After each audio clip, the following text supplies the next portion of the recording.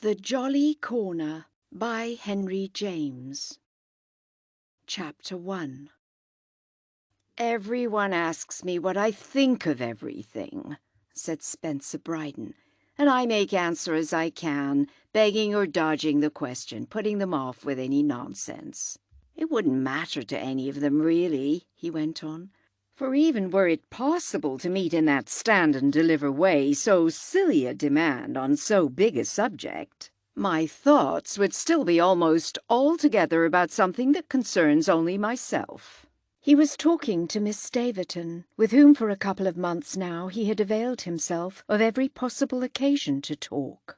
This disposition and this resource, this comfort and support, as the situation in fact presented itself, having promptly enough taken the first place in the considerable array of rather unattenuated surprises attending his so strangely belated return to America. Everything was somehow a surprise, and that might be natural when one had so long and so consistently neglected everything, taken pains to give surprises so much margin for play. He had given them more than 30 years, 33 to be exact, and they now seemed to him to have organized their performance quite on the scale of that license. He had been 23 on leaving New York. He was 56 today, unless indeed he were to reckon, as he had sometimes, since his repatriation, found himself feeling, in which case he would have lived longer than is often allotted to man. "It would have taken a century," he repeatedly said to himself, and said also to Alice Staverton. "It would have taken a longer absence and a more averted mind than those even of which he had been guilty, to pile up the differences, the newnesses, the queernesses, above all the bignesses, for the better or the worst, that at present assaulted his vision wherever he looked." The great fact all the while, however, had been the incalculability. Since he had supposed himself from decade to decade to be allowing, and in the most liberal and intelligent manner, for brilliancy of change, he actually saw that he had allowed for nothing. He missed what he would have been sure of finding. He found what he would never have imagined. Proportions and values were upside down. The ugly things he had expected, the ugly things of his faraway youth, when he had too promptly waked up to a sense of the ugly, these uncanny phenomena placed him rather, as it happened, under the charm. Whereas the swagger things, the modern, the monstrous, the famous things, those he had more particularly, like thousands of ingenious inquirers every year, come over to see, were exactly his sources of dismay. They were as so many set traps for displeasure, above all for reaction, of which his restless tread was constantly pressing the spring. It was interesting, doubtless, the whole show, but it would have been too disconcerting hadn't a certain finer truth saved the situation. He had distinctly not, in this steadier light, come over all for the monstrosities. He had come, not only in the last analysis, but quite on the face of the act, under an impulse with which they had nothing to do. He had come, putting the thing pompously, to look at his property, which he had thus for a third of a century not been within 4,000 miles of. Or, expressing it less sordidly, he had yielded to the humour of seeing again his house on the Jolly Corner, as he usually and quite fondly described it. The one in which he had first seen the light, in which various members of his family had lived and had died, in which the holidays of his over-schooled boyhood had been passed, and the few social flowers of his chilled adolescence gathered, and which, alienated then for so long a period, had, through the successive deaths of his 2 brothers and the termination of old arrangements, come wholly into his hands. He was the owner of another, not quite so good, the jolly corner having been from far back superlatively extended and consecrated, and the value of the pair represented his main capital, with an income consisting, in these later years, of their respective rents, which, thanks precisely to their original excellent type, had never been depressingly low.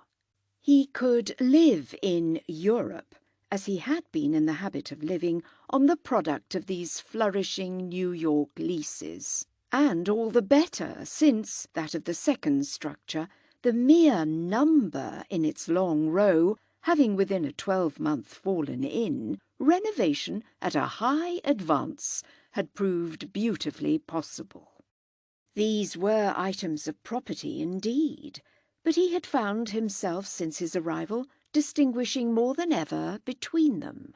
The house within the street, 2 bristling blocks westward, was already in course of reconstruction as a tall mass of flats. He had acceded some time before to overtures for this conversion, in which, now that it was going forward, it had been not the least of his astonishments to find himself able, on the spot, and though without a previous ounce of such experience, to participate with a certain intelligence, almost with a certain authority. He had lived his life with his back so turned to such concerns, and his face addressed to those of so different an order, that he scarce knew what to make of this lively stir, in a compartment of his mind never yet penetrated, of a capacity for business and a sense for construction. These virtues, so common all round him now, had been dormant in his own organism, where it might be said of them perhaps that they had slept the sleep of the just. At present, in the splendid autumn weather, the autumn at least was a pure boon in the terrible place, he loafed about his work, undeterred, secretly agitated, not in the least minding that the whole proposition, as they said, was vulgar and sordid, and ready to climb ladders, to walk the plank, to handle materials and look wise about them, to ask questions, in fine, and challenge explanations, and really go into figures. It amused, it verily quite charmed him, and by the same stroke it amused and even more Alice Staverton, though perhaps charming her perceptibly less. She wasn't, however, going to be better off for it, as he was, and so astonishingly much. Nothing was now likely, he knew, ever to make her better off than she found herself, in the afternoon of life, as the delicately frugal possessor and tenant of the small house in Irving Place, to which she had subtly managed to cling through her almost unbroken New York career. If he knew the way to it now better than to any other address among the dreadful multiplied numberings, which seemed to him to reduce the whole place to some vast ledger page, overgrown, fantastic, of ruled and criss-crossed lines and figures, if he had formed, for his consolation, that habit, it was really not a little because of the charm of his having encountered and recognized, in the vast wilderness of the wholesale, breaking through the mere gross generalization of wealth and force and success, a small still scene where items and shades, all delicate things, kept the sharpness of the notes of a high voice perfectly trained, and where economy hung about like the scent of a garden. His old friend lived with one maid, and herself dusted her relics and trimmed her lamps and polished her silver. She stood oft in the awful modern crush when she could, but she sallied forth and did battle when the challenge was really to spirit. The spirit she, after all, confessed to, proudly and a little shyly, as to that of the better time, that of their common, their quite far away and antediluvian social period and order. She made use of the streetcars when need be, the terrible things that people scrambled for as the panic-stricken at sea scramble for the boats. She affronted, inscrutably, under stress, all the public concussions and ordeals.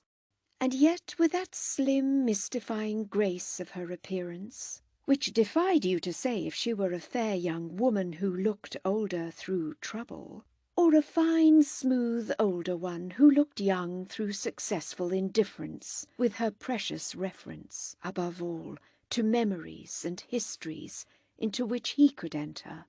She was as exquisite for him as some pale pressed flower, a rarity to begin with, and failing other sweetnesses, she was a sufficient reward of his effort. They had communities of knowledge. Their knowledge, this discriminating possessive, was always on her lips, of presences of the other age, presences all overlaid, in his case, by the experience of a man and the freedom of a wanderer, overlaid by pleasure, by infidelity, by passages of life that were strange and dim to her, just by Europe, in short, but still unobscured, still exposed and cherished under that pious visitation of the spirit from which she had never been diverted. She had come with him one day to see how his apartment house was rising. He had helped her over gaps and explained to her plans, and while they were there, had happened to have before her a brief but lively discussion with the man in charge, the representative of the building firm that had undertaken his work. He had found himself quite standing up to this personage over a failure on the latter's part to observe some detail of one of their noted conditions, and had so lucidly argued his case that besides ever so prettily flushing at the time for sympathy in his triumph, she had afterwards said to him, though to a slightly greater effect of irony, that he had clearly for too many years neglected a real gift. If he had but stayed at home, he would have anticipated the inventor of the skyscraper. If he had but stayed at home, he would have discovered his genius in time, really, to start some new variety of awful architectural hair, and run it till it burrowed in a gold mine. He was to remember these words while the weeks elapsed, for the small silver ring they had sounded over the queerest and deepest of his own lately most disguised and most muffled vibrations. It had begun to be present to him after the first fortnight. It had broken out with the oddest abruptness, this particular wanton wonderment. It met him there, and this was the image under which he himself judged the matter, or at least not a little thrilled and flushed with it, very much as he might have been met by some strange figure, some unexpected occupant, at a turn of one of the dim passages of an empty house. The quaint analogy quite hauntingly remained with him, when he didn't indeed rather improve it by a still intenser form, that of his opening a door behind which he would have made sure of finding nothing, a door into a room shuttered and void, and yet so coming with a great suppressed start on some quite erect confronting presence, something planted in the middle of the place and facing him through the dusk. After that visit to the house in construction, he walked with his companion to see the other, and always so much the better one, which in the eastward direction formed one of the corners, the jolly one precisely, of the street now so generally dishonoured and disfigured in its westward reaches, and of the comparatively conservative avenue. The avenue still had pretensions, as Miss Staverton said, to decency. The old people had mostly gone, the old names were unknown, and here and there An old association seemed to stray, all vaguely, like some very aged person out too late, whom you might meet and feel the impulse to watch or follow in kindness for safe restoration to shelter. They went in together, our friends. He admitted himself with his key, as he kept no one there, he explained, preferring, for his reasons, to leave the place empty, under a simple arrangement with a good woman living in the neighbourhood, and who came for a daily hour to open windows and dust and sweep. Spencer Brydon had his reasons, and was growingly aware of them. They seemed to him better each time he was there, though he didn't name them all to his companion, any more than he told her as yet how often, how quite absurdly often, he himself came. He only let her see for the present, while they walked through the great blank rooms, that absolute vacancy reigned, and that from top to bottom there was nothing but Mrs. Muldoon's broomstick in a corner to tempt the burglar. Mrs. Muldoon was then on the premises, and she loquaciously attended the visitors, preceding them from room to room, and pushing back shutters and throwing up sashes, all to show them, as she remarked, how little there was to see. There was little indeed to see in the great gaunt shell, where the main dispositions and the general apportionment of space, the style of an age of ampler allowances, had nevertheless for its master their honest pleading message, affecting him as some good old servant's, some lifelong retainer's appeal for a character, or even for a retiring pension. Yet it was also a remark of Mrs. Muldoon's that, glad as she was to oblige him by her noonday round, there was a request she greatly hoped he would never make of her. If he should wish her, for any reason, to come in after dark, she would just tell him, if he pleased, that he must ask it of somebody else. The fact that there was nothing to see didn't militate for the worthy woman against what one might see, and she put it frankly to Miss Staverton that no lady could be expected to like, could she, craping up to them top stories in the avel hours.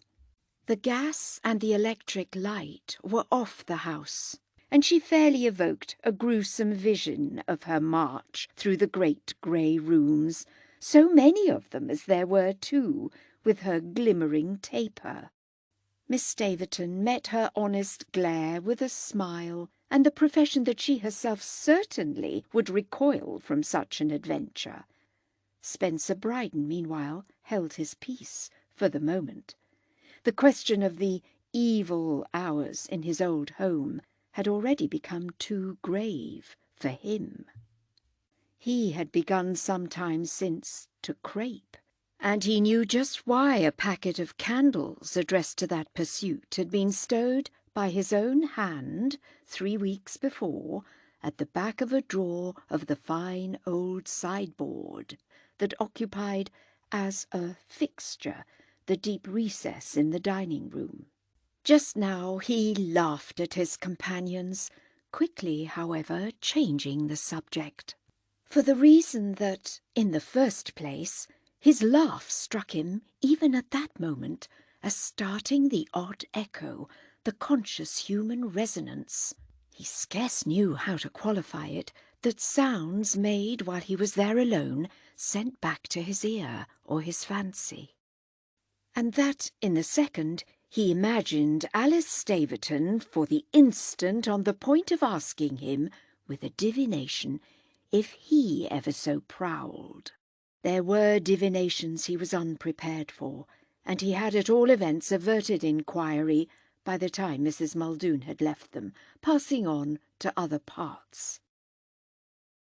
There was happily enough to say on so consecrated a spot that could be said freely and fairly, so that a whole train of declarations was precipitated by his friend's having herself broken out, after a yearning look round, "But I hope you don't mean they want you to pull this to pieces?" His answer came promptly, with his reawakened wrath. It was, of course, exactly what they wanted, and what they were at him for daily, with the iteration of people who couldn't for their life understand a man's liability to decent feelings. He had found the place, just as it stood, and beyond what he could express, an interest and a joy. There were values other than the beastly rent values, and in short... But it was thus Miss Staverton took him up. In short, you're to make so good a thing of your skyscraper that living in luxury on those ill-gotten gains, you can afford for a while to be sentimental here. Her smile had for him, with the words, the particular mild irony with which he found half her talk suffused. An irony without bitterness, and that came exactly from her having so much imagination. Not like the cheap sarcasms with which one heard most people about the world of society bid for the reputation of cleverness from nobody's really having any. It was agreeable to him at this very moment to be sure that when he had answered, after a brief demur, "Well, yes, so, precisely, you may put it," her imagination would still do him justice. He explained that even if never a dollar were to come to him from the other house, he would nevertheless cherish this one. And he dwelt further, while they lingered and wandered, on the fact of the stupefaction he was already exciting, the positive mystification he felt himself create. He spoke of the value of all he read into it, into the mere sight of the walls, mere shapes of the rooms, mere sound of the floors, mere feel in his hand of the old silver-plated knobs of the several mahogany doors, which suggested the pressure of the palms of the dead. The 70 years of the past, in fine, that these things represented, the annals of nearly 3 generations, counting his grandfather's, the one that had ended there, and the impalpable ashes of his long-extinct youth, afloat in the very air like microscopic motes. She listened to everything. She was a woman who answered intimately, but who utterly didn't chatter. She scattered abroad, therefore, no cloud of words. She could assent, she could agree, above all she could encourage without doing that.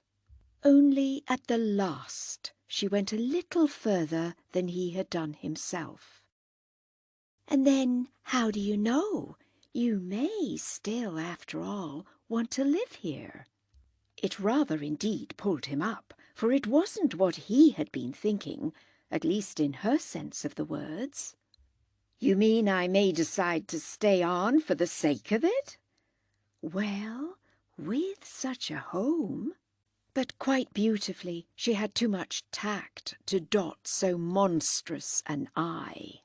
And it was precisely an illustration of the way she didn't rattle. How could anyone of any wit insist on anyone else's wanting to live in New York? "Oh," he said, "I might have lived here since I had my opportunity early in life. I might have put in here all these years. Then everything would have been different enough, and I dare say funny enough. But that's another matter. And then the beauty of it, of my perversity, of my refusal to agree to a deal, is just in the total absence of a reason. Don't you see that if I had a reason about the matter at all, it would have to be the other way, and would then be inevitably a reason of dollars? There are no reasons here but of dollars. Let us therefore have none whatever, not the ghost of one." They were back in the hall then for departure, but from where they stood the vista was large, through an open door into the great square main saloon, with its almost antique felicity of brave spaces between windows. Her eyes came back from that reach and met his own a moment. Are you very sure the ghost of one doesn't much rather serve?" He had a positive sense of turning pale, but it was as near as they were then to come. For he made answer, he believed, between a glare and a grin. "Oh, ghosts! Of course the place must swarm with them. I should be ashamed of it if it didn't. Poor Mrs. Muldoon's right, and it's why I haven't asked her to do more than look in." Miss Staverton's gaze again lost itself, and things she didn't utter, it was clear, came and went in her mind. She might even, for the minute, off there in the fine room, have imagined some element dimly gathering. Simplified like the death mask of a handsome face, it perhaps produced for her just then an effect akin to the stir of an expression in the set commemorative plaster. Yet whatever her impression may have been, she produced instead a vague platitude. Well, if it were only furnished and lived in. She appeared to imply that in case of its being still furnished, he might have been a little less opposed to the idea of a return.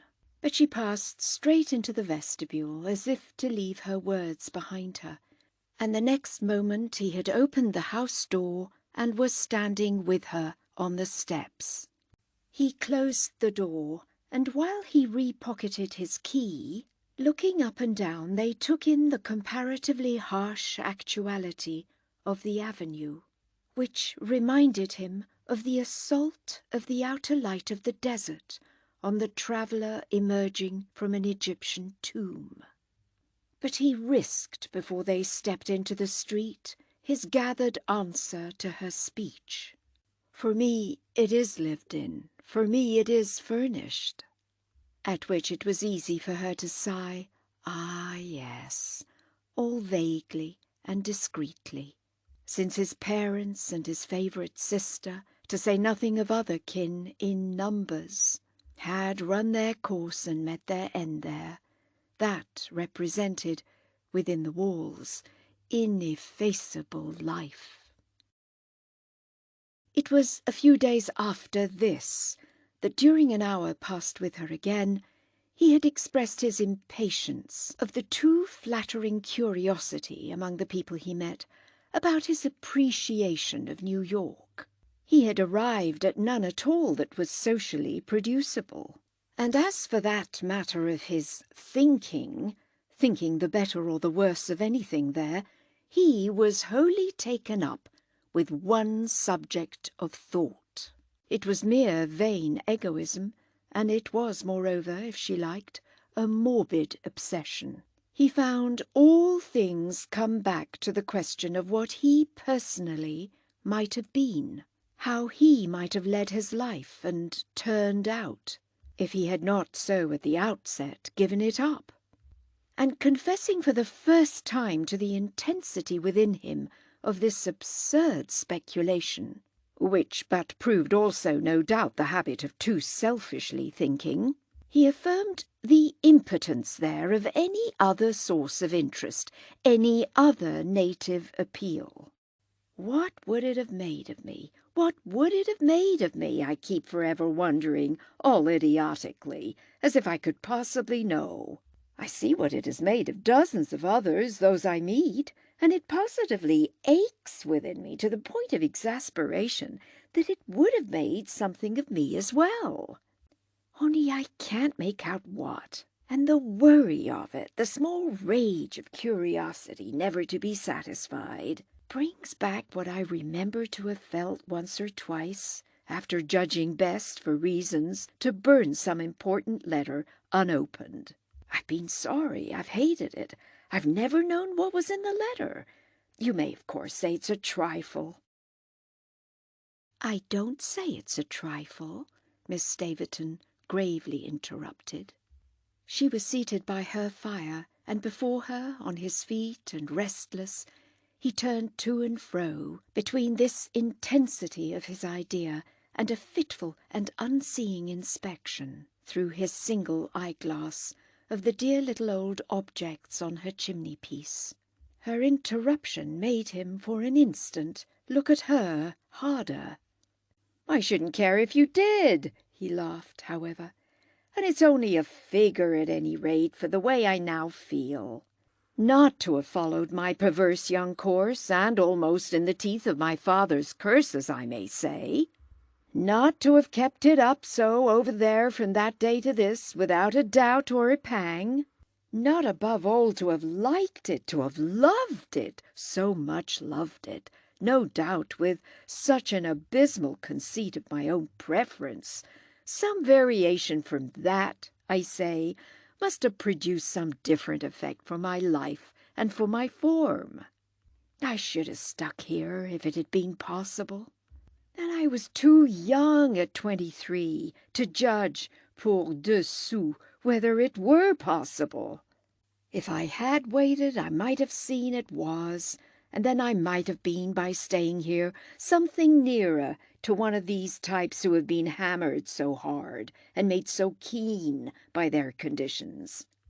It isn't that I admire them so much.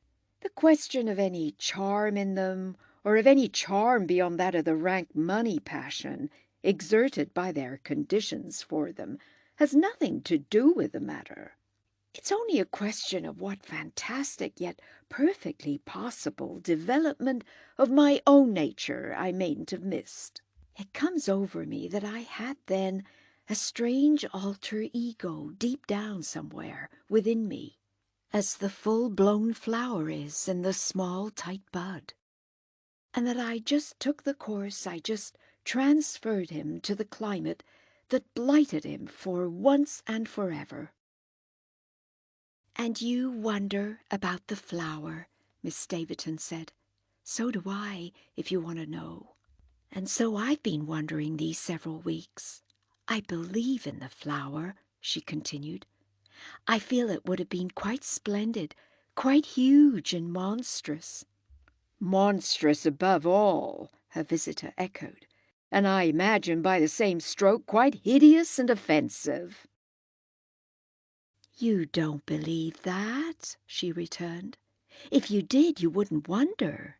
You'd know, and that would be enough for you. What you feel, and what I feel for you, is that you'd have had power." "You'd have liked me that way?" he asked. She barely hung fire. "How should I not have liked you?" "I see. You'd have liked me, have preferred me a billionaire." "How should I not have liked you?" she simply again asked. He stood before her still. Her question kept him motionless. He took it in, so much there was of it. And indeed his not otherwise meeting it testified to that. "I know at least what I am," he simply went on. "The other side of the medal's clear enough. I've not been edifying. I believe I'm thought in 100 quarters to have been barely decent. I've followed strange paths and worshipped strange gods. It must have come to you again and again, in fact you've admitted to me as much, that I was leading at any time these 30 years a selfish, frivolous, scandalous life, and you see what it has made of me." She just waited, smiling at him. "You see what it has made of me?" "Oh, you're a person whom nothing can have altered. You were born to be what you are, anywhere, anyway. You've the perfection nothing else could have blighted. And don't you see how, without my exile, I shouldn't have been waiting till now?" But he pulled up for the strange pang. "The great thing to see," she presently said, "seems to me to be that it has spoiled nothing. It hasn't spoiled your being here at last. It hasn't spoiled this. It hasn't spoiled your speaking." She also, however, faltered. He wondered at everything her controlled emotion might mean.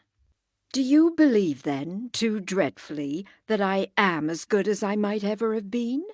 "Oh, no, far from it." With which she got up from her chair and was nearer to him, But I don't care, she smiled. You mean I'm good enough? She considered a little. Will you believe it if I say so? I mean, will you let that settle your question for you? And then, as if making out in his face that he drew back from this, that he had some idea which, however absurd, he couldn't yet bargain away. Oh, you don't care either, but very differently. You don't care for anything but yourself. Spencer Brydon recognized it. It was in fact what he had absolutely professed. Yet he importantly qualified. He isn't myself. He's the just so totally other person. But I do want to see him, he added. And I can, and I shall. Their eyes met for a minute, while he guessed from something in hers that she divined his strange sense. But neither of them otherwise expressed it, and her apparent understanding, with no protesting shock, no easy derision, touched him more deeply than anything yet, constituting for his stifled perversity on the spot an element that was like breathable air. What she said, however, was unexpected. Well, I've seen him. You? I've seen him in a dream. Oh, a dream! It let him down. But twice over, she continued. I saw him as I see you now. You've dreamed the same dream? Twice over, she repeated. The very same. This did somehow a little speak to him, as it also gratified him. You dream about me at that rate? Ah, about him, she smiled. His eyes again sounded her. Then you know all about him? And as she said nothing more, what's the wretch like? She hesitated, and it was as if he were pressing her so hard that, resisting for reasons of her own, she had to turn away. I'll tell you some other time. Chapter 2. It was after this that there was most of a virtue for him, most of a cultivated charm, most of a preposterous secret thrill in the particular form of surrender to his obsession, and of address to what he more and more believed to be his privilege. It was what, in these weeks, he was living for, since he really felt life to begin but after Mrs. Muldoon had retired from the scene. And visiting the ample house from attic to cellar, making sure he was alone, he knew himself in safe possession, and, as he tacitly expressed it, let himself go. He sometimes came twice in the 24 hours. The moments he liked best were those of gathering dusk, of the short autumn twilight. This was the time of which again and again he found himself hoping most. Then he could, as seemed to him, most intimately wander and wait, linger and listen, feel his fine attention, never in his life before so fine, on the pulse of the great vague place. He preferred the lampless hour, and only wished he might have prolonged each day the deep crepuscular spell. Later, rarely much before midnight, but then for a considerable vigil, he watched with his glimmering light, moving slowly, holding it high, playing it far, rejoicing above all as much as he might in open vistas, reaches of communication between rooms and by passages. The long, straight chance, or show, as he would have called it, for the revelation he pretended to invite. It was a practice he found he could perfectly work without exciting remark. No one was in the least the wiser for it. Even Alice Staverton, who was moreover a well of discretion, didn't quite fully imagine. He let himself in and let himself out with the assurance of calm proprietorship. And accident so far favoured him that if a fat Avenue officer had happened on occasion to see him entering at 11:30, he had never yet, to the best of his belief, been noticed as emerging at 2. He walked there on the crisp November nights, arrived regularly at the evening's end. It was as easy to do this after dining out as to take his way to a club or to his hotel. When he left his club, if he hadn't been dining out, it was ostensibly to go to his hotel. And when he left his hotel, if he had spent a part of the evening there, it was ostensibly to go to his club. Everything was easy, in fine. Everything conspired and promoted. There was truly, even in the strain of his experience, something that glossed over, something that solved and simplified all the rest of consciousness. He circulated, talked, renewed loosely and pleasantly old relations, met, indeed, so far as he could, new expectations, and seemed to make out on the whole that in spite of the career of such different contacts, which he had spoken of to Miss Staverton as ministering so little, for those who might have watched it, to edification, he was positively rather liked than not. He was a dim, secondary social success, and all with people who had truly not an idea of him.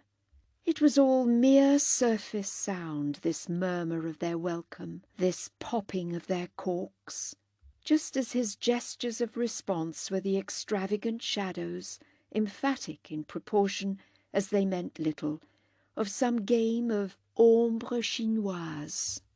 He projected himself all day in thought, straight over the bristling line of hard, unconscious heads, and into the other, the real, the waiting life.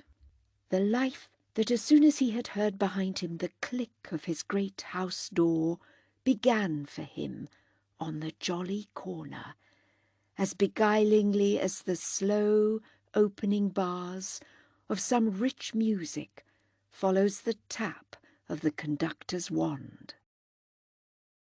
He always caught the first effect of the steel point of his stick on the old marble of the hall pavement, large black and white squares that he remembered as the admiration of his childhood, and that had then made in him, as he now saw, for the growth of an early conception of style. This effect was the dim reverberating tinkle, as of some far-off bell hung who should say where, in the depths of the house, of the past, of that mystical other world that might have flourished for him had he not, for weal or woe, abandoned it. On this impression he did ever the same thing. He put his stick noiselessly away in a corner, feeling the place once more in the likeness of some great glass bowl, all precious concave crystal, set delicately humming by the play of a moist finger round its edge. The concave crystal held, as it were, this mystical other world, and the indescribably fine murmur of its rim was the sigh there, the scarce audible pathetic wail to his strained ear of all the old baffled forsworn possibilities. What he did therefore by this appeal of his hushed presence was to wake them into such measure of ghostly life as they might still enjoy. They were shy, all but unappeasably shy, but they weren't really sinister. At least they weren't as he had hitherto felt them, before they had taken the form he so yearned to make them take, the form he at moments saw himself in the light of fairly hunting on tiptoe, the points of his evening shoes from room to room and from story to story. That was the essence of his vision, which was all rank folly if one would, while he was out of the house and otherwise occupied, but which took on the last verisimilitude as soon as he was placed and posted. He knew what he meant and what he wanted. It was as clear as the figure on a cheque presented in demand for cash. His alter ego walked. That was the note of his image of him, while his image of his motive for his own odd pastime was the desire to waylay him and meet him. He roamed slowly, warily, but all restlessly, he himself did. Mrs. Muldoon had been right, absolutely, with her figure of their craping, and the presence he watched for would roam restlessly too. But it would be as cautious and as shifty.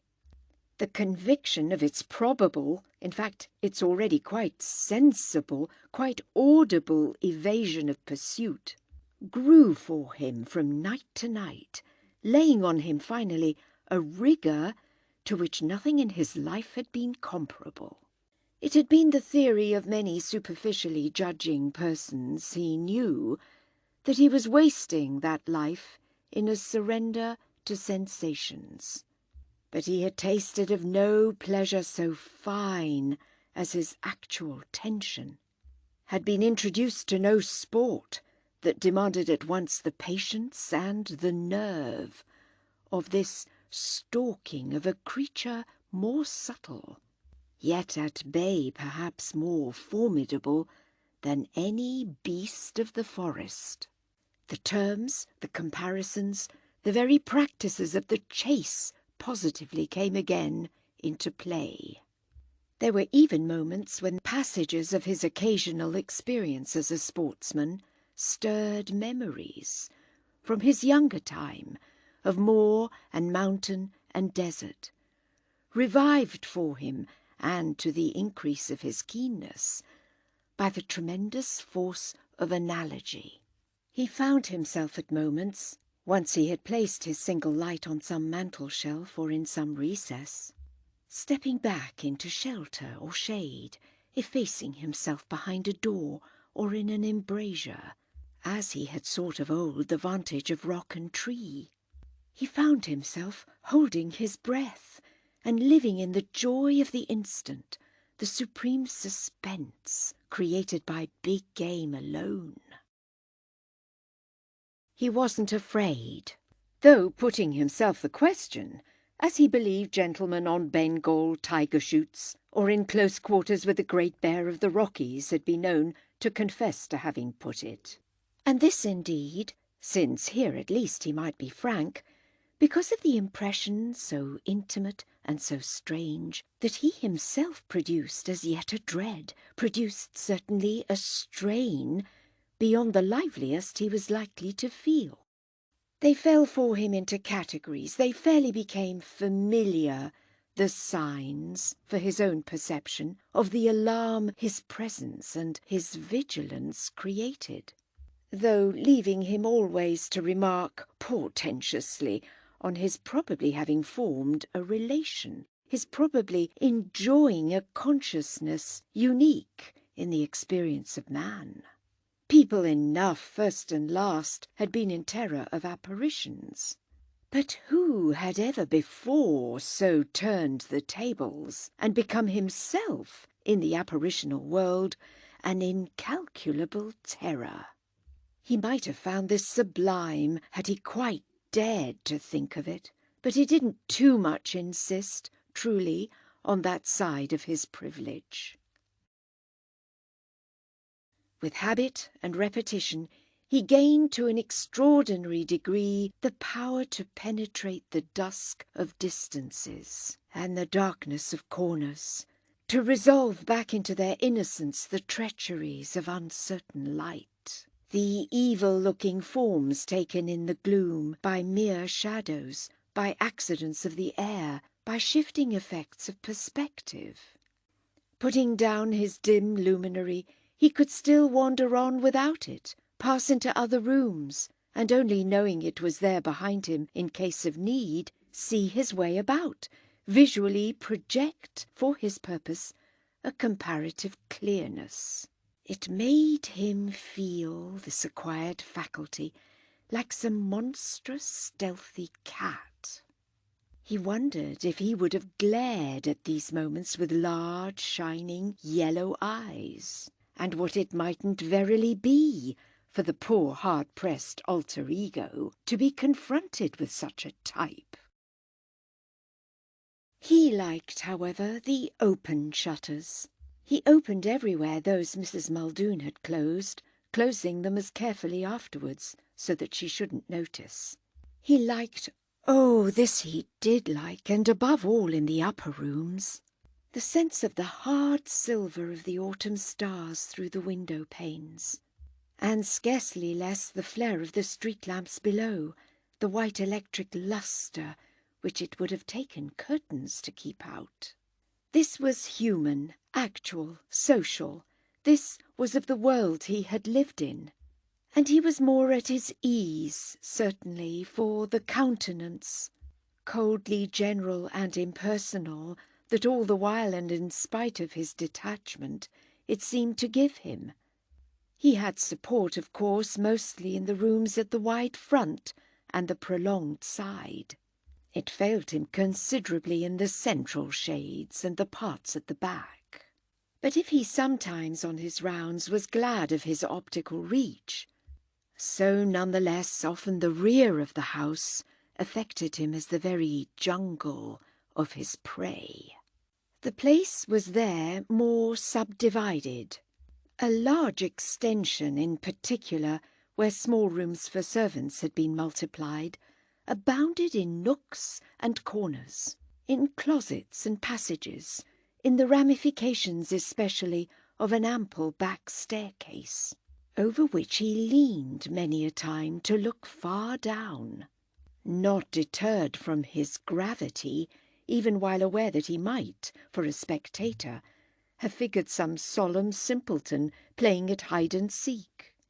Outside, in fact, he might himself make that ironic rapprochement, but within the walls, and in spite of the clear windows, his consistency was proof against the cynical light of New York. It had belonged to that idea of the exasperated consciousness of his victim to become a real test for him, since he had quite put it to himself from the first that, oh, distinctly, he could cultivate his whole perception.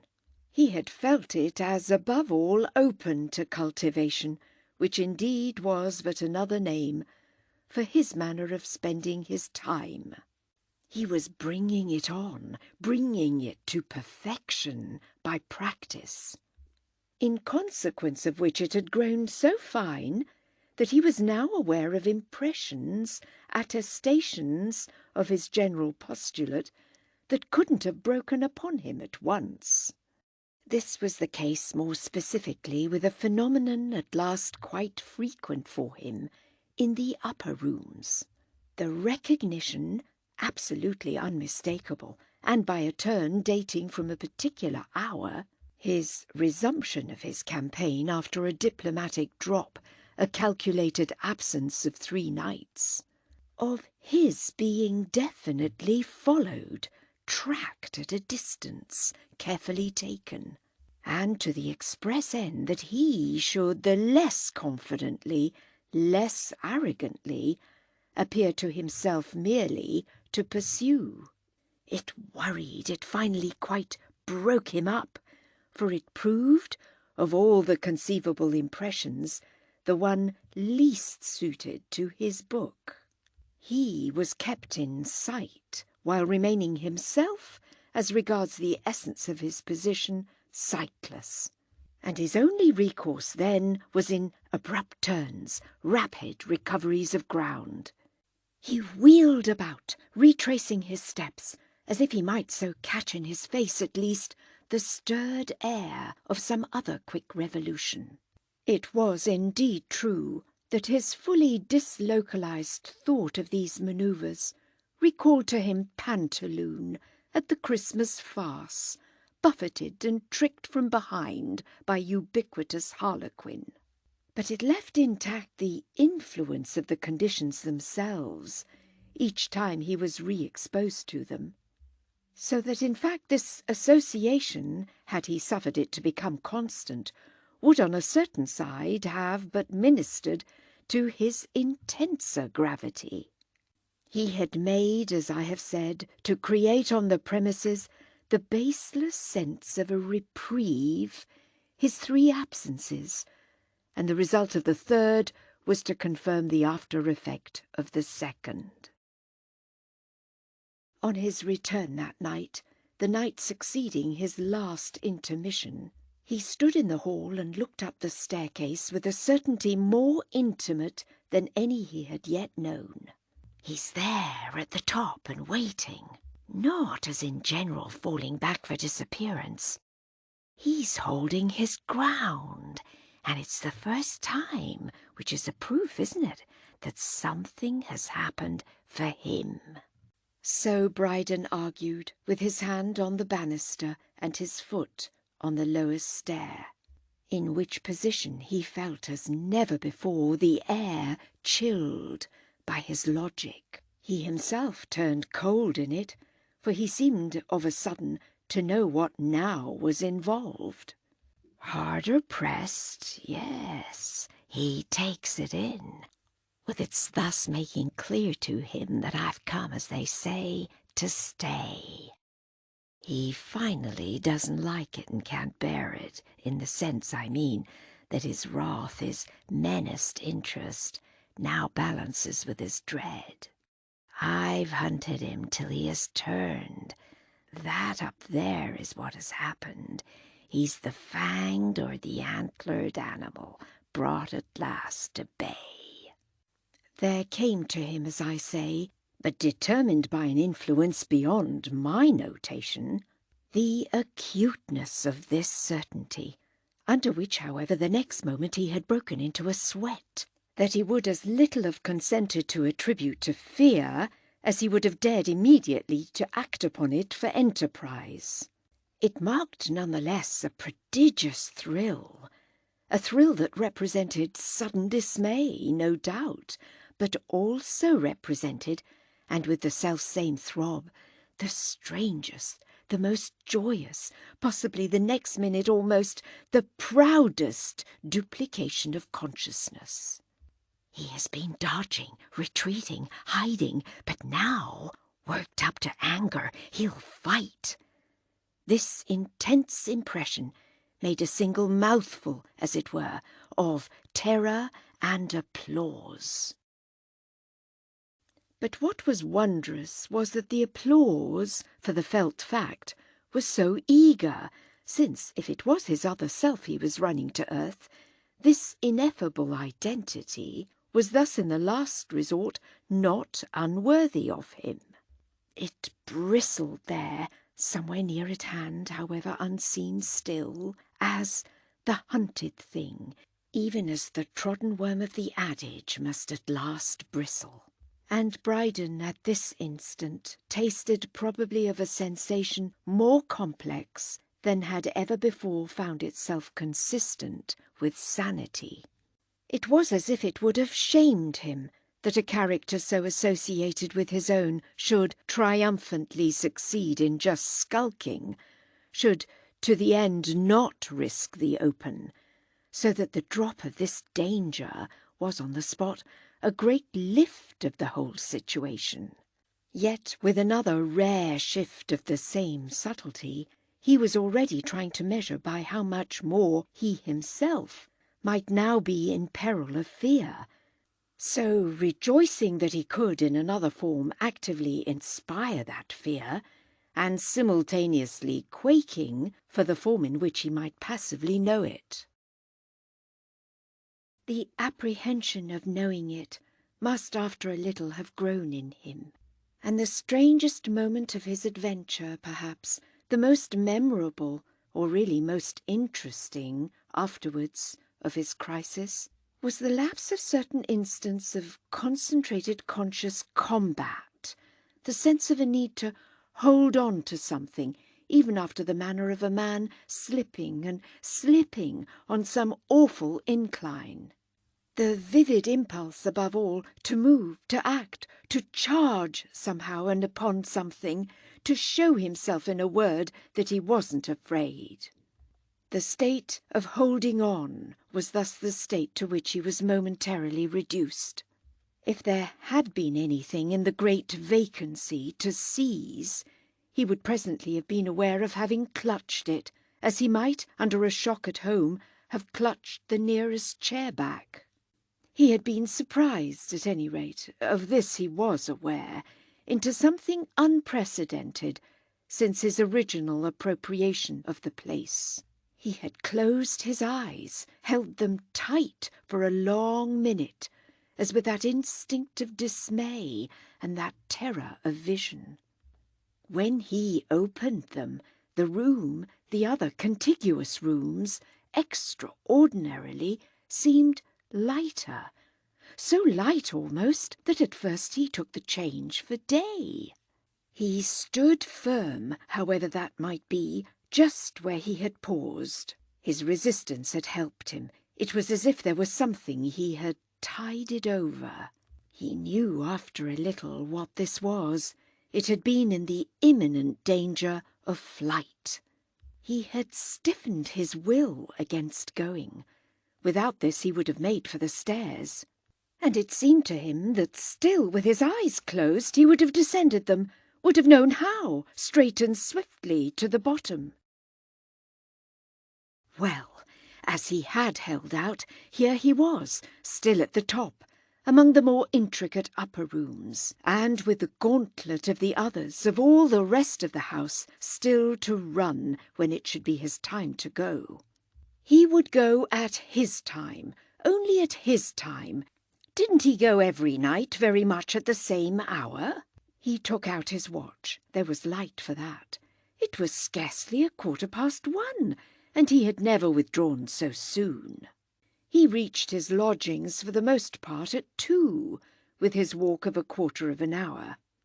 He would wait for the last quarter. He wouldn't stir till then, and he kept his watch there with his eyes on it, reflecting while he held it that this deliberate wait, a wait with an effort which he recognized, would serve perfectly for the attestation he desired to make. It would prove his courage, unless indeed the latter might most be proved by his budging at last from his place. What he mainly felt now was that since he hadn't originally scuttled, he had his dignities, which had never in his life seemed so many, all to preserve and to carry aloft. This was before him in truth as a physical image, an image almost worthy of an age of greater romance. That remark indeed glimmered for him, only to glow the next instant with a finer light. Since what age of romance, after all, could have matched either the state of his mind or, objectively, as they said, the wonder of his situation?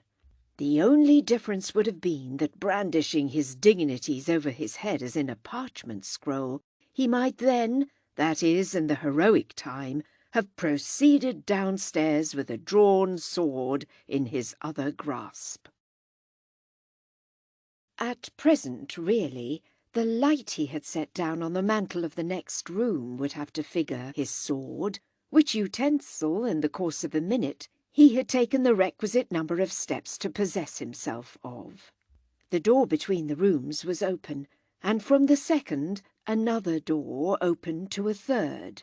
These rooms, as he remembered, gave all three upon a common corridor as well, but there was a fourth beyond them, without issue, save through the preceding. To have moved, to have heard his step again, was appreciably a help, though even in recognizing this he lingered once more a little by the chimney-piece on which his light had rested. When he next moved, just hesitating where to turn, he found himself considering a circumstance that, after his first and comparatively vague apprehension of it, produced in him the start that often attends some pang of recollection, the violent shock of having ceased happily to forget. He had come into sight of the door in which the brief chain of communication ended, and which he now surveyed from the nearer threshold, the one not directly facing it. Placed at some distance to the left of this point, it would have admitted him to the last room of the four, the room without other approach or egress, had it not, to his intimate conviction, been closed since his former visitation, the matter probably of a quarter of an hour before. He stared with all his eyes at the wonder of the fact, arrested again where he stood and again holding his breath while he sounded his sense. Surely it had been subsequently closed. That is, it had been on his previous passage indubitably open. He took it full in the face that something had happened between, that he couldn't have noticed before, by which he meant on his original tour of all the rooms that evening, that such a barrier had exceptionally presented itself. He had indeed since that moment undergone an agitation so extraordinary that it might have muddled for him any earlier view, and he tried to convince himself that he might perhaps then have gone into the room and inadvertently, automatically on coming out, have drawn the door after him. The difficulty was that this exactly was what he never did. It was against his whole policy, as he might have said, the essence of which was to keep vistas clear. He had them from the first, as he was well aware, quite on the brain. The strange apparition at the far end of one of them, of his baffled prey, which had become by so sharp an irony so little the term now to apply, was the form of success his imagination had most cherished, projecting into it always the refinement of beauty. He had known 50 times the start of perception that had afterwards dropped, had 50 times gasped to himself, there, under some fond, brief hallucination. The house, as the case stood, admirably lent itself. He might wonder at the taste, the native architecture of the particular time, which could rejoice so in the multiplication of doors, the opposite extreme to the modern, the actual, almost complete proscription of them. But it had fairly contributed to provoke this obsession of the presence encountered telescopically, as he might say, focused and studied in diminishing perspective, and as by a rest for the elbow.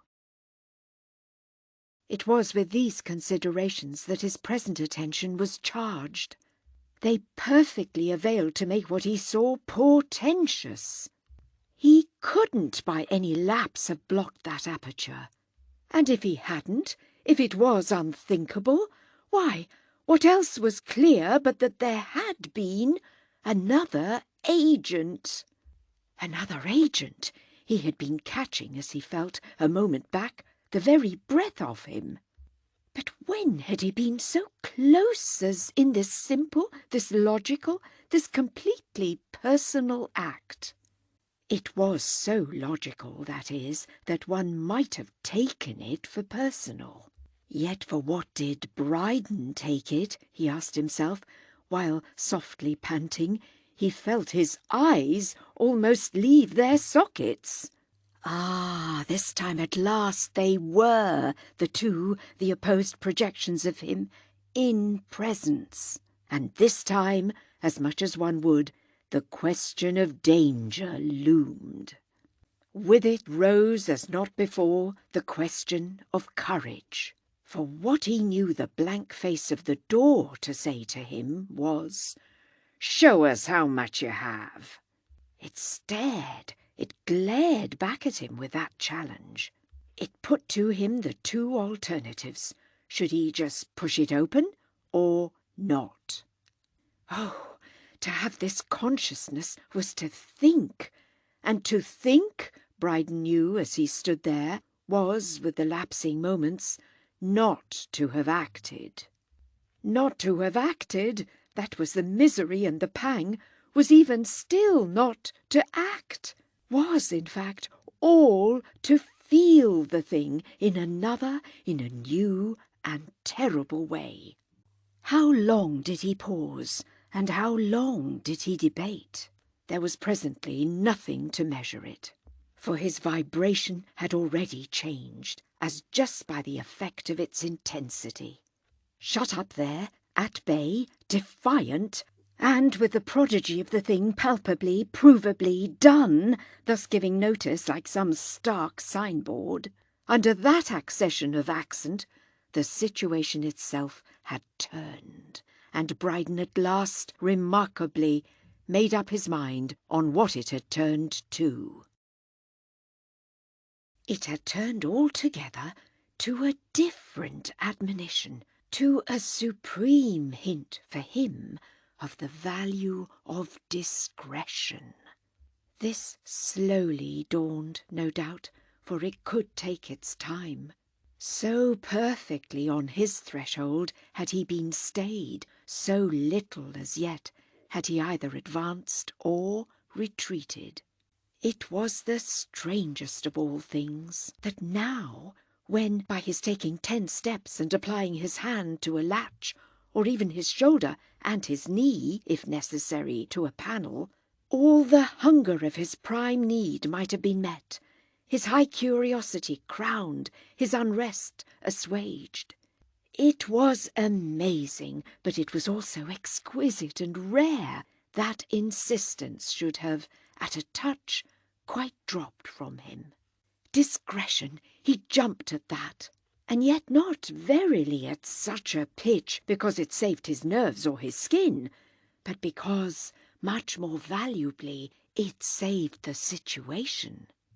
When I say he jumped at it, I feel the consonance of this term with the fact that at the end, indeed, of I know not how long, he did move again. He crossed straight to the door. He wouldn't touch it. It seemed now that he might if he would. He would only just wait there a little, to show, to prove that he wouldn't. He had thus another station, close to the thin partition by which revelation was denied him. But with his eyes bent and his hands held off in a mere intensity of stillness, he listened as if there had been something to hear, but this attitude, while it lasted, was his own communication. If you won't, then good. I spare you, and I give up. You affect me as by the appeal positively for pity. You convince me that for reasons rigid and sublime, what do I know, we both of us should have suffered. I respect them then, and though moved and privileged, as I believe it has never been given to man, I retire, I renounce, never on my honour to try again. So rest forever, and let me. That, for Brydon, was the deep sense of this last demonstration, solemn, measured, directed, as he felt it to be. He brought it to a close, he turned away, and now verily he knew how deeply he had been stirred.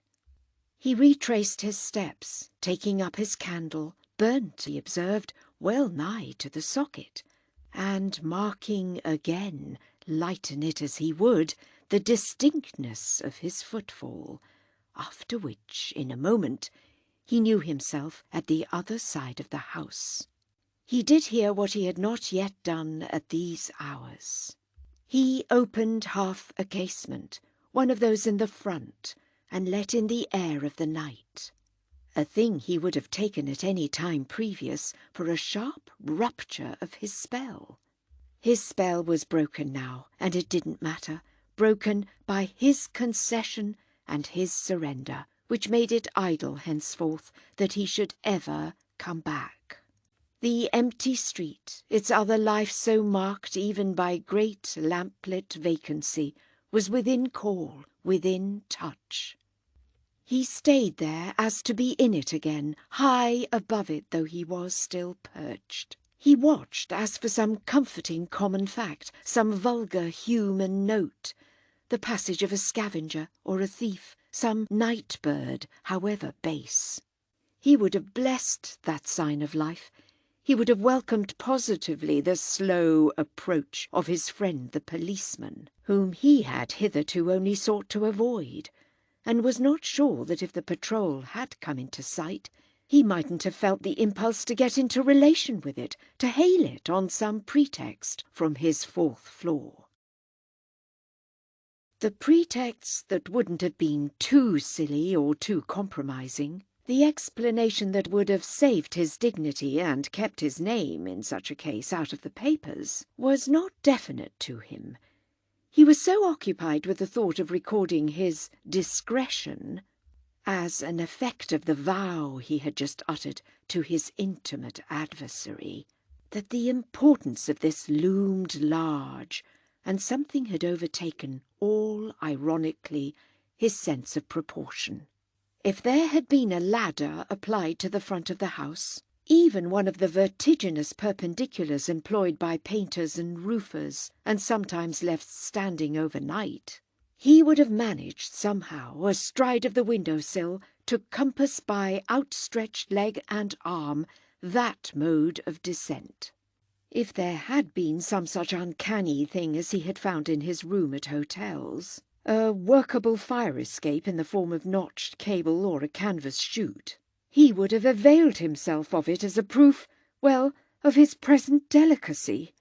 He nursed that sentiment, as the question stood, a little in vain, and even, at the end of he scarce knew once more how long, found it, as by the action on his mind of the failure of response of the outer world, sinking back to vague anguish.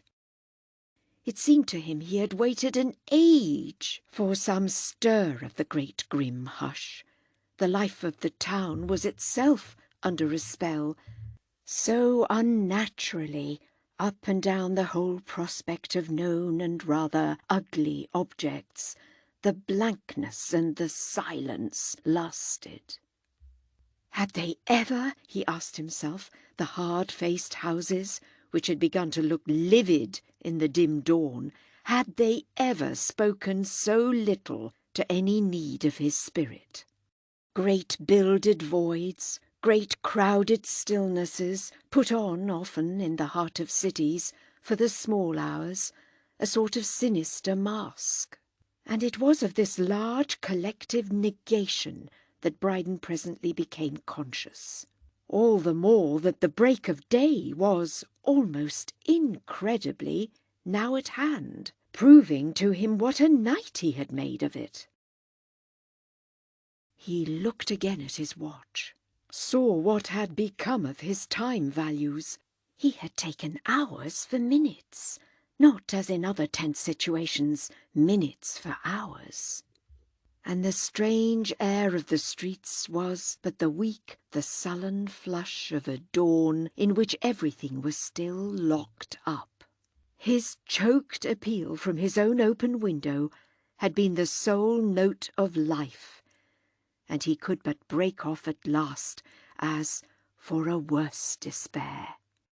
Yet, while so deeply demoralized, he was capable again of an impulse denoting, at least by his present measure, extraordinary resolution, of retracing his steps to the spot where he had turned cold with the extinction of his last pulse of doubt as to there being in the place another presence than his own.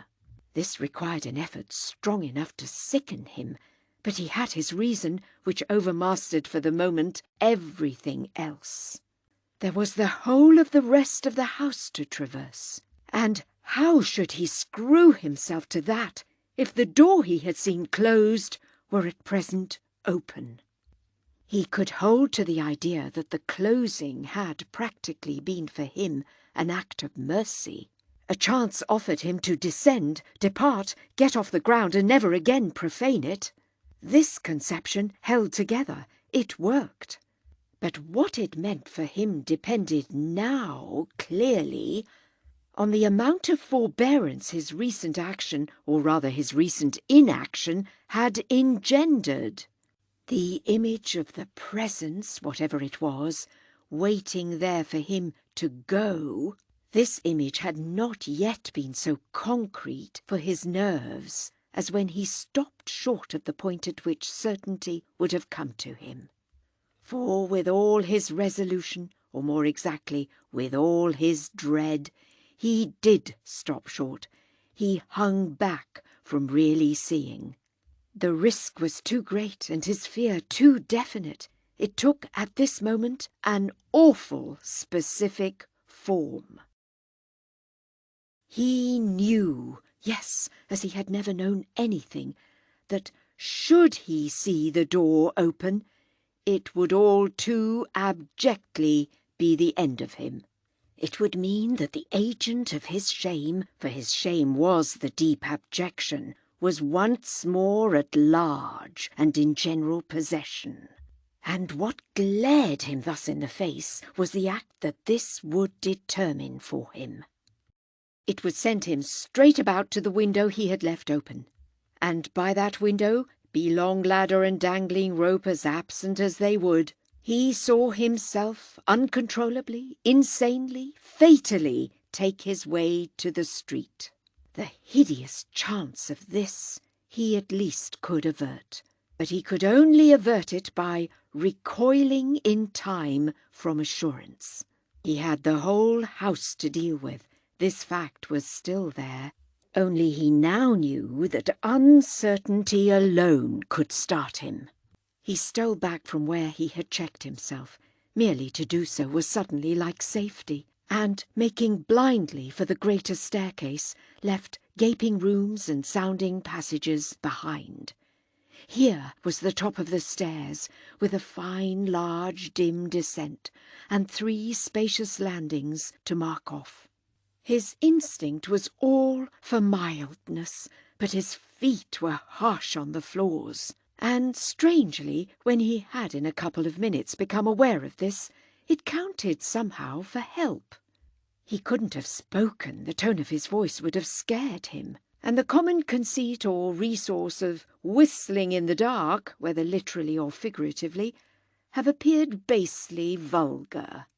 Yet he liked none the less to hear himself go, and when he had reached his first landing, taking it all with no rush, but quite steadily, that stage of success drew from him a gasp of relief.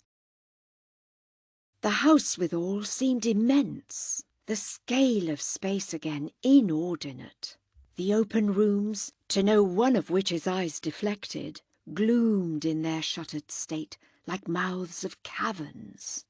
Only the high skylight that formed the crown of the deep well created for him a medium in which he could advance, but which might have been, for queerness of colour, some watery underworld.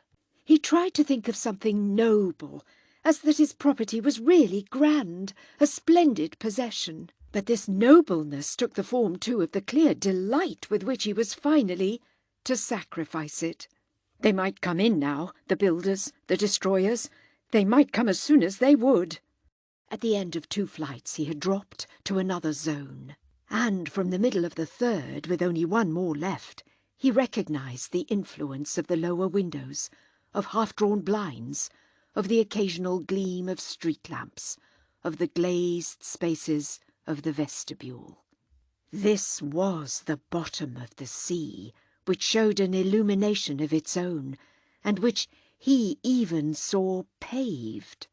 When at a given moment he drew up to sink a long look over the banisters, with the marble squares of his childhood. By that time, indubitably, he felt, as he might have said in a commoner cause, better. It had allowed him to stop and draw breath, and the case increased with the sight of the old black and white slabs. But what he most felt was that now surely, with the element of impunity pulling him as by hard, firm hands, the case was settled for what he might have seen above had he dared that last look. The closed door blessedly remote now, was still closed, and he had only, in short, to reach that of the house. He came down further. He crossed the passage forming the access to the last flight. And if here again he stopped an instant, it was almost for the sharpness of the thrill of assured escape. It made him shut his eyes, which opened again to the straight slope of the remainder of the stairs. Here was impunity still, but impunity almost excessive, inasmuch as the sidelights and the high fan tracery of the entrance were glimmering straight into the hall, an appearance produced, he the next instant saw, by the fact that the vestibule gaped wide, that the hinged halves of the inner door had been thrown far back. Out of that again the question sprang at him, making his eyes, as he felt, half start from his head, as they had done at the top of the house before the sign of the other door. If he had left that one open, hadn't he left this one closed? And wasn't he now in most immediate presence of some inconceivable occult activity? It was as sharp, the question, as a knife in his side. But the answer hung fire still, and seemed to lose itself in the vague darkness, to which the thin admitted dawn, glimmering archwise over the whole outer door, made a semicircular margin, a cold silvery nimbus that seemed to play a little as he looked, to shift and expand and contract. It was as if there had been something within it, protected by indistinctness, and corresponding in extent with the opaque surface behind, the painted panels of the last barrier to his escape, of which the key was in his pocket. The indistinctness mocked him even while he stared, affected him as somehow shrouding or challenging certitude, so that after faltering an instant on his step, he let himself go with the sense that here was, at last, something to meet, to touch, to take, to know, something all unnatural and dreadful, but to advance upon which was the condition for him either of liberation or of supreme defeat. The penumbra, dense and dark, was the virtual screen of a figure, which stood in it as still as some image erect in a niche, or as some black-visored sentinel guarding a treasure. Brydon was to know afterwards, was to recall and make out the particular thing he had believed during the rest of his descent. He saw, in its great grey glimmering margin, the central vagueness diminish, and he felt it to be taking the very form toward which, for so many days, the passion of his curiosity had yearned. It gloomed, it loomed, it was something, it was somebody, the prodigy of a personal presence. Rigid and conscious, spectral yet human, a man of his own substance and stature waited there to measure himself with his power to dismay. This only could it be, this only, till he recognized, with his advance, that what made the face dim was the pair of raised hands that covered it, and in which, so far from being offered in defiance, it was buried as for dark deprecation. So Brydon before him took him in, with every fact of him now in the higher light, hard and acute. His planted stillness, his vivid truth, his grizzled bent head and white masking hands, his queer actuality of evening dress, of dangling double eyeglass, of gleaming silk lappet and white linen, of pearl button and gold watchguard and polished shoe. No portrait by a great modern master could have presented him with more intensity, thrust him out of his frame with more art, as if there had been treatment of the consummate sort in his every shade and salience.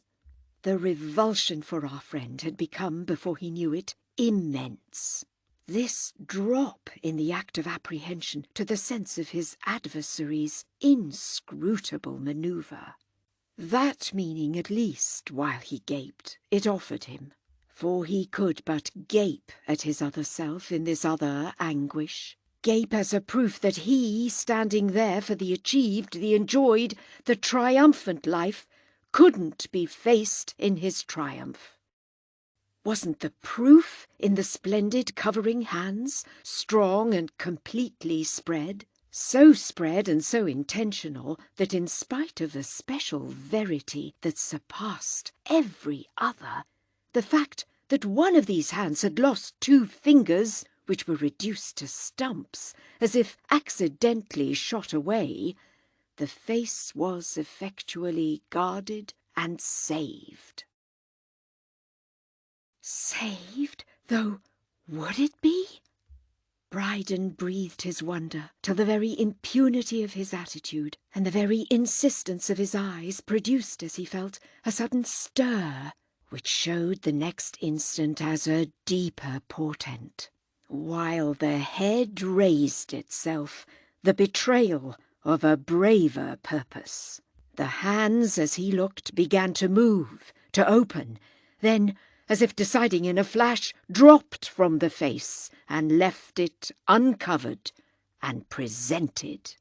Horror with the sight had leapt into Brydon's throat, gasping there in a sound he couldn't utter, for the bared identity was too hideous as his, and his glare was the passion of his protest. The face, that face, Spencer Brydon's? He searched it still, but looking away from it in dismay and denial, falling straight from his height of sublimity. It was unknown, inconceivable, awful, disconnected from any possibility. He had been sold, he inwardly moaned, stalking such game as this. The presence before him was a presence, the horror within him a horror, but the waste of his nights had been only grotesque, and the success of his adventure an irony. Such an identity fitted his at no point, made its alternative monstrous. 1,000 times yes, as it came upon him nearer now. The face was the face of a stranger. It came upon him nearer now, quite as one of those expanding, fantastic images projected by the magic lantern of childhood. For the stranger, whoever he might be, evil, odious, blatant, vulgar, had advanced as for aggression, and he knew himself give ground. Then, harder pressed still, sick with the force of his shock, and falling back as under the hot breath and the roused passion of a life larger than his own, a rage of personality before which his own collapsed, he felt the whole vision turn to darkness, and his very feet give way. His head went round. He was going. He had gone. Chapter 3.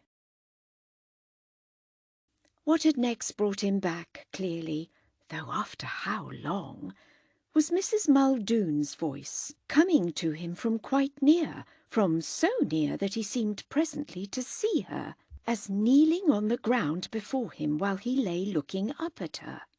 Himself not wholly on the ground, but half raised and upheld, conscious, yes, of tenderness of support, and more particularly of a head pillowed in extraordinary softness and faintly refreshing fragrance. He considered, he wondered, his wit but half at his service. Then another face intervened, bending more directly over him, and he finally knew that Alice Staverton had made her lap an ample and perfect cushion to him, and that she had to this end seated herself on the lowest degree of the staircase, the rest of his long person remaining stretched on his old black and white slabs. They were cold, these marble squares of his youth, but he somehow was not in this rich return of consciousness. The most wonderful hour, little by little, that he had ever known, leaving him as it did so gratefully, so abysmally passive, and yet as with a treasure of intelligence waiting all round him for quiet appropriation. Dissolved, he might call it, in the air of the place, and producing the golden glow of a late autumn afternoon. He had come back, yes, come back from further away than any man but himself had ever travelled. But it was strange how, with this sense, what he had come back to seemed really the great thing, and as if his prodigious journey had been all for the sake of it. Slowly but surely his consciousness grew, his vision of his state thus completing itself. He had been miraculously carried back, lifted and carefully borne as from where he had been picked up, the uttermost end of an interminable grey passage. Even with this he was suffered to rest, and what had now brought him to knowledge was the break in the long, mild motion. It had brought him to knowledge, yes, this was the beauty of his state, which came to resemble more and more that of a man who has gone to sleep on some news of a great inheritance, and then, after dreaming it away, after profaning it with matters strange to it, has waked up again to serenity of certitude, and has only to lie and watch it grow. This was the drift of his patience, that he had only to let it shine on him. He must, moreover, with intermissions, still have been lifted and borne, since why and how else should he have known himself, later on with the afternoon glow intenser, no longer at the foot of his stairs, situated as these now seemed at that dark other end of his tunnel, but on a deep window bench of his high saloon, over which had been spread, couch fashion, a mantle of soft stuff lined with grey fur that was familiar to his eyes, and that one of his hands kept fondly feeling as for its pledge of truth. Mrs. Muldoon's face had gone, but the other, the second he had recognised, hung over him in a way that showed how he was still propped and pillowed. He took it all in, and the more he took it, the more it seemed to suffice. He was as much at peace as if he had had food and drink. It was the two women who had found him, on Mrs. Muldoon's having plied, at her usual hour, her latchkey, and on her having, above all, arrived while Miss Staverton still lingered near the house. She had been turning away all anxiety from worrying the vain bell-handle, her calculation having been of the hour of the good woman's visit. But the latter blessedly had come up while she was still there, and they had entered together. He had then lain beyond the vestibule very much as he was lying now, quite, that is, as he appeared to have fallen, but also wondrously without bruise or gash, only in a depth of stupor. What he most took in, however, at present, with a steadier clearance, was that Alice Staverton had for a long, unspeakable moment not doubted he was dead. "It must have been that I was," he made it out as she held him. "Yes, I can only have died. You brought me literally to life. Only," he wondered, his eyes rising to her, "only, in the name of all the benedictions, how?" It took her but an instant to bend her face and kiss him, and something in the manner of it, and in the way her hands clasped and locked his head, while he felt the cool charity and virtue of her lips. Something in all this beatitude somehow answered everything. "And now I keep you," she said. "Oh, keep me, he pleaded, while her face still hung over him, in response to which it dropped again and stayed close, clingingly close. It was the seal of their situation, of which he tasted the impress for a long, blissful moment in silence. But he came back. "Yet how did you know?" "I was uneasy. You were to have come, you remember, and you had sent no word." "Yes, I remember. I was to have gone to you at 1 today. It caught on to their old life and relation, which was so near and so far. I was still out there in my strange darkness. Where was it? What was it? I must have stayed there so long." He could but wonder at the depth and the duration of his swoon. "Since last night?" she asked, with a shade of fear for her possible indiscretion. "Since this morning, it must have been, the cold, dim dawn of today. Where have I been?" he vaguely wailed. "Where have I been?" He felt her hold him close, and it was as if this helped him now to make in all security his mild moan. "What a long, dark day!" All in her tenderness she had waited a moment. "In the cold, dim dawn?" she quavered. But he had already gone on, piecing together the parts of the whole prodigy. "As I didn't turn up, you came straight?" She barely cast about. "I went first to your hotel, where they told me of your absence. You had dined out last evening, and hadn't been back since. But they appeared to know you had been at your club." "So you had the idea of this?" "Of what?" she asked in a moment. "Well, of what has happened. I believed at least you'd have been here. I've known all along," she said, "that you've been coming." "Known it?" "Well, I've believed it. I said nothing to you after that talk we had a month ago, but I felt sure, I knew you would," she declared. "That I'd persist, you mean? That you'd see him?" "Ah, but I didn't," cried Brydon with his long wail. "There's somebody, an awful beast, whom I brought too horribly to bay, but it's not me." At this she bent over him again, and her eyes were in his eyes. "No, it's not you." And it was as if, while her face hovered, he might have made out in it, hadn't it been so near, some particular meaning blurred by a smile. "No, thank heaven," she repeated. "It's not you. Of course it wasn't to have been." "Ah, but it was," he gently insisted, and he stared before him now as he had been staring for so many weeks. "I was to have known myself." "You couldn't," she returned consolingly, and then reverting, and as if to account further for what she had herself done. "But it wasn't only that you hadn't been at home," she went on.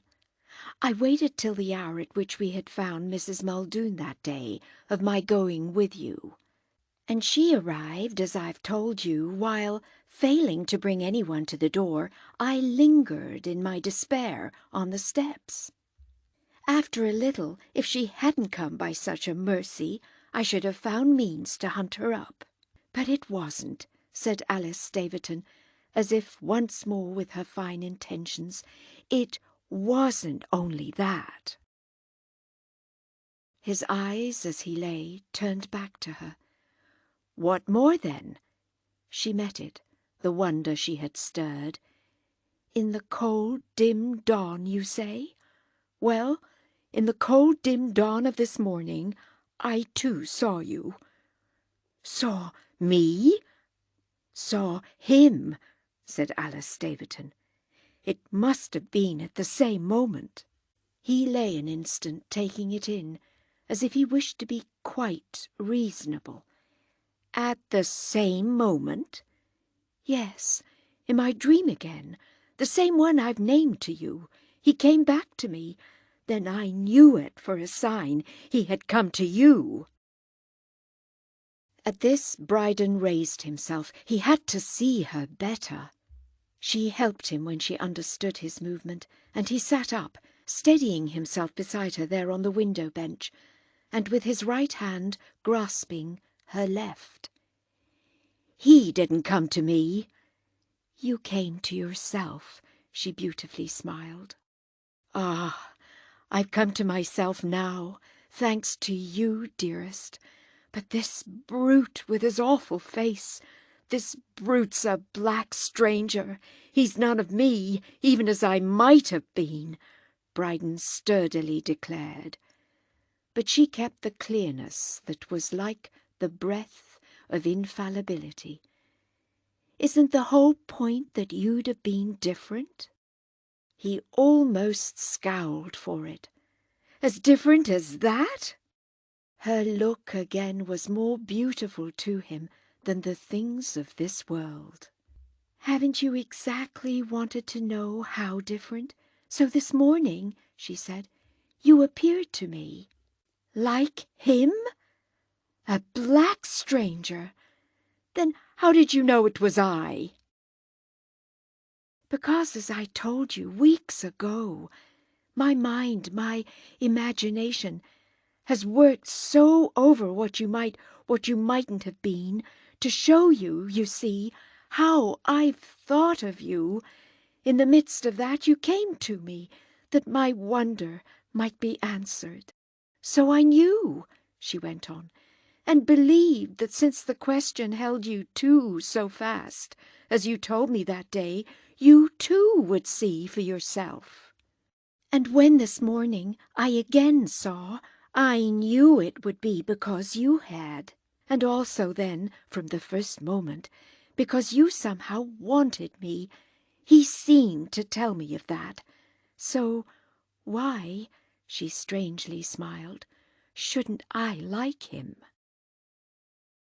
It brought Spencer Brydon to his feet. You like that horror? I could have liked him, and to me, she said, he was no horror. I had accepted him. Accepted? Brydon oddly sounded. Before, for the interest of his difference, yes. And as I didn't disown him, as I knew him, which you at last confronted with him in his difference, so cruelly didn't, my dear, well, he must have been, you see, less dreadful to me. And it may have pleased him that I pitied him. She was beside him on her feet, but still holding his hand, still with her arms supporting him. But though it all brought for him thus a dim light, you pitied him? He grudgingly, resentfully asked. He has been unhappy. He has been ravaged, she said. And haven't I been unhappy? Not I. You've only to look at me. Ravaged? Ah, I don't say I like him better, she granted after a thought. But he's grim, he's worn, and things have happened to him. He doesn't make shift for sight with your charming monocle. No, it struck Brydon, I couldn't have sported mine downtown. They'd have guyed me there. His great convex pince-nez, I saw it, I recognized the kind, is for his poor, ruined sight, and his poor right hand. Ah! Brydon winced, whether for his proved identity or for his lost fingers. Then, he has $1 million a year, he lucidly added, but he hasn't you. And he isn't, no, He isn't you, she murmured, as he drew her to his breast. If you like the video, put a like, subscribe to the channel and click on the bell to not miss our new videos.